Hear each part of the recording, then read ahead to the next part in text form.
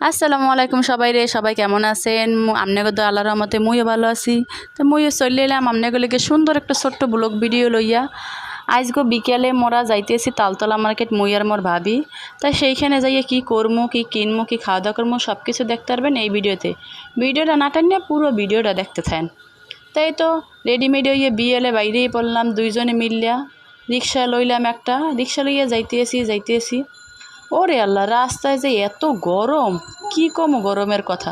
মুই আবার মোর পোয়াটা বাসায় থুয়েছি, মুই কোনানে গেলে মোর মায় মোর পোয়া দিচ্ছায় না লগে। তা ভাবলাম দুইজনে যখন যাইতেছি একটু ডং করতেই যাই।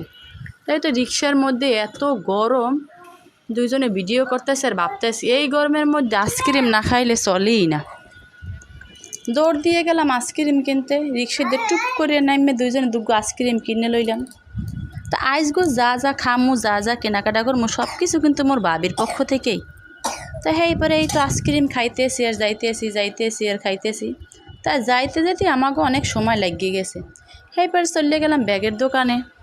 ব্যাগ একটার পর একটা দেখতেছি কিন্তু কোনো ব্যাগই মোকে পছন্দ হয় না। মোর ভাবি আবার ভার্সিটিতে ভর্তি হইবে, হ্যাঁ আবার একটু ভালো ব্যাগ না হইলে হয়। তাই তো ব্যাগ ট্যাগ আর পছন্দ হলে না, তা কইলাম যে লং, যেহেতু ব্যাগ দেখতে মাথা ঘুরাইতেছে, তা একটু কিছু খাওয়া দাওয়া করি, মাথাটা আগে একটু ঠিক করি।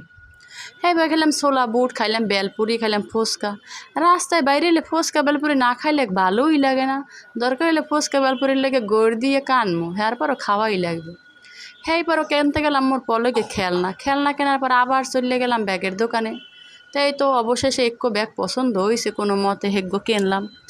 ব্যাগটা কেনার পরে আবার একটু ঘুরে দেখতেছি যে কী কেনা যায়। মোর ভাবি আবার স্বামীর লেগে কি যেন কিনবে।